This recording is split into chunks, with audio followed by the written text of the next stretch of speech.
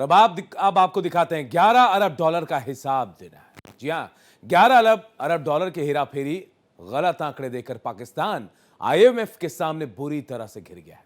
अंतर्राष्ट्रीय मंच पर फजीयत की नौबत आ गई है। सवाल एकदम सीधा है, आखिर 11 अरब डॉलर कहां गए? ये कोई छोटी रकम नहीं है, ये वही पैसा है जिससे देश की अर्थव्यवस्था को जिंदा रखा जाता है।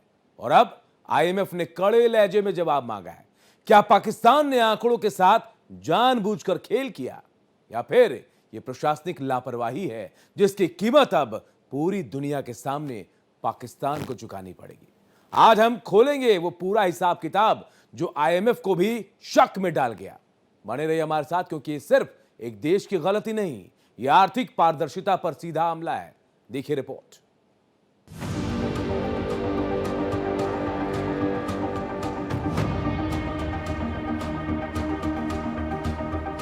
आईएमएफ का अल्टीमेटम,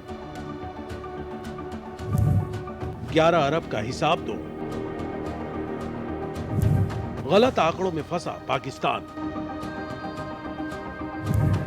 डेटा में गड़बड़ी या धोखाधड़ी,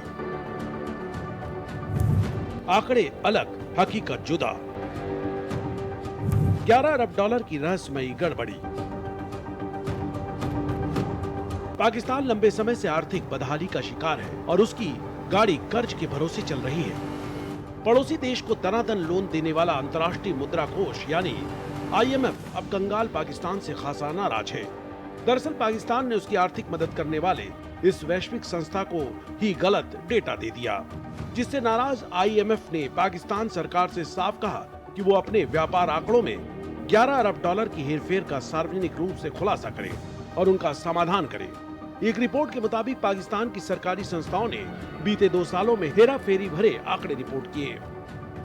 रिपोर्ट में सरकारी सूत्रों के हवाले से बताया गया है कि Pakistan revenue automation limited PRAL के रिपोर्ट किए गए आयात का आंकड़ा वित्त वर्ष 2023-24 के लिए पाकिस्तान सिंगल विंडो PSW द्वारा रिपोर्ट किए गए आयात की डेटा से 5.1 अरब डॉलर कम था। अगले वित्तीय वर्ष में ये अंतर बढ़कर 5.7 अरब डॉलर हो गया। PSW के आयात आंकड़ों को ज्यादा व्यापक और सटीक माना जाता है। सबसे बड़ी बात यह है कि स्टेट बैंक ऑफ इंडिया के फ्रेट ऑन बोर्ड आधारित इंपोर्ट डेटा से भी ज्यादा निकल गए। बता दें, यही वो आंकड़े होते हैं जिनका इस्तेमाल देश के अंतर्राष्ट्रीय व्यापार और वित्तीय लेन देन के संतुलन में होता है।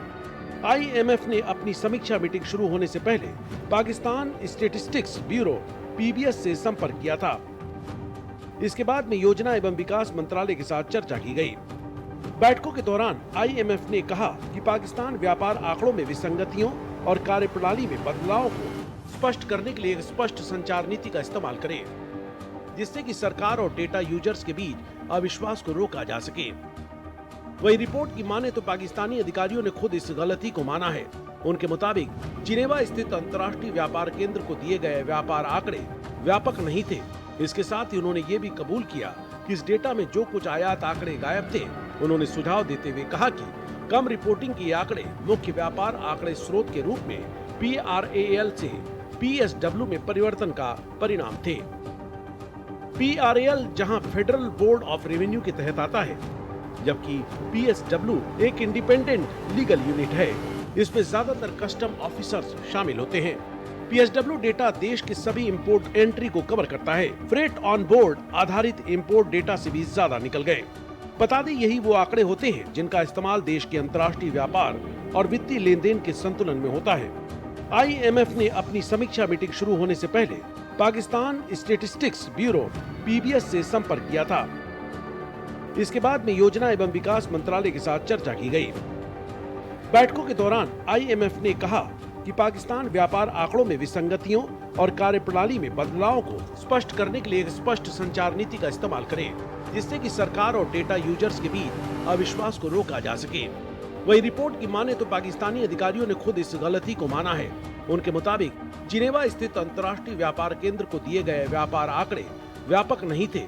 इसके साथ ही उन्होंने ये भी कबूल किया कि इस डेटा में जो कुछ आयात आंकड़े गायब थे। उन्होंने सुझाव देते हुए कहा कि कम रिपोर्टिंग के आंकड़े मुख्य व्यापार आंकड़े स्रोत के रूप में PRAL से PSW में परिवर्तन का परिणाम थे। PRAL जहां फेडरल बोर्ड ऑफ रेवेन्यू के तहत आता है, जबकि पीएसडब्ल्यू एक इंडिपेंडेंट लीगल यूनिट है। इसमें ज्यादातर कस्टम ऑफिसर्स शामिल होते हैं। पीएसडब्ल्यू डेटा देश के सभी इंपोर्ट एंट्री को कवर करता है। इसमें व्यापार सुविधा योजनाओं से संबंधित एंट्री भी शामिल है।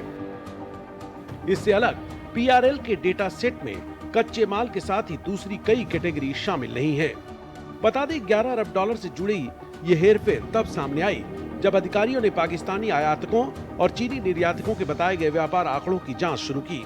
आईएमएफ की सख्ती से पाकिस्तान सरकार भी हिली हुई है। तभी तो एक रिपोर्ट के मुताबिक पाकिस्तानी प्रधानमंत्री शहबाज शरीफ ने यहाँ तक कहा कि उनकी सरकार फ्रेट ऑन बोर्ड आधारित इंपोर्ट डेटा से भी ज्यादा निकल गए। बता दें, यही वो आंकड़े होते हैं जिनका इस्तेमाल देश के अंतर्राष्ट्रीय व्यापार और वित्तीय लेन देन के संतुलन में होता है। आईएमएफ ने अपनी समीक्षा मीटिंग शुरू होने से पहले पाकिस्तान स्टेटिस्टिक्स ब्यूरो पीबीएस से संपर्क किया था। इसके बाद में योजना एवं विकास मंत्रालय के साथ चर्चा की गई। बैठकों के दौरान आईएमएफ ने कहा कि पाकिस्तान व्यापार आंकड़ों में विसंगतियों और कार्यप्रणाली में बदलावों को स्पष्ट करने के लिए एक स्पष्ट संचार नीति का इस्तेमाल करे, जिससे कि सरकार और डेटा यूजर्स के बीच अविश्वास को रोका जा सके। वही रिपोर्ट की माने तो पाकिस्तानी अधिकारियों ने खुद इस गलती को माना है। उनके मुताबिक जिनेवा स्थित अंतर्राष्ट्रीय व्यापार केंद्र को दिए गए व्यापार आंकड़े व्यापक नहीं थे।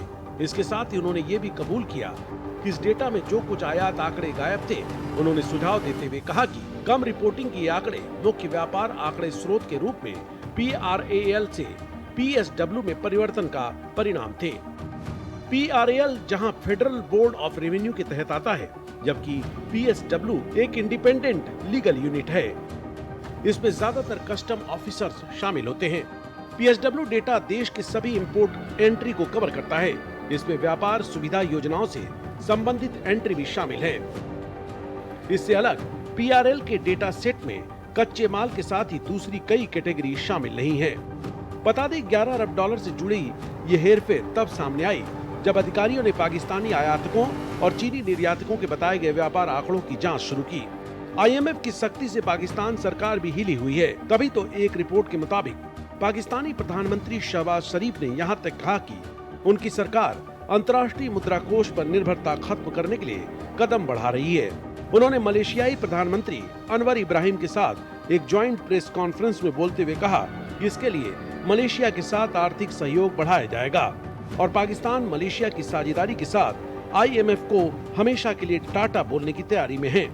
इस पूरे मामले को लेकर पाकिस्तान के प्रधानमंत्री शहबाज शरीफ ने कमियों की जांच के लिए आनन फानन में एक कमेटी गठित की है, जिससे बीते 5 साल के आंकड़ों की समीक्षा करने पर यह भी पता चला कि पीबीएस पीआरएल से व्यापार आंकड़े हासिल करने के लिए एक ओल्ड क्वेरी सिस्टम यूज कर रहा था, जिससे वर्षों से कम रिपोर्टिंग की शिकायत जारी थी।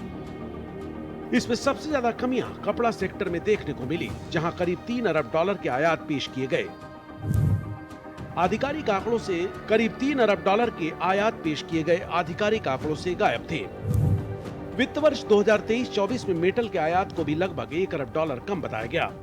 आईएमएफ द्वारा पारदर्शिता के आह्वान के बावजूद पाकिस्तान में अधिकारी सुधारों को सार्वजनिक करने में हिचकिचा रहे थे, क्योंकि उन्हें डर था कि संशोधित आंकड़े पाकिस्तान की माली हालत की पोल खोल सकते हैं। पाकिस्तान का खस्ता हाल किसी से छिपा नहीं है। ये पूरे देश की अर्थव्यवस्था कर्ज पर चल रही है। वहीं पाकिस्तान को कर्ज देने वालों की लिस्ट में अंतर्राष्ट्रीय मुद्रा कोष का नाम सबसे ऊपर है। आईएमएफ ने पाकिस्तान को अरबों डॉलर का कर्ज दिया है, लेकिन अब पाकिस्तान की हरकतों की वजह से आईएमएफ भी उससे काफी नाराज है। Bureau report, Bharat express. और हमारी इस खास पेशकश में इतना ही। देखते रहिए भारत एक्सप्रेस।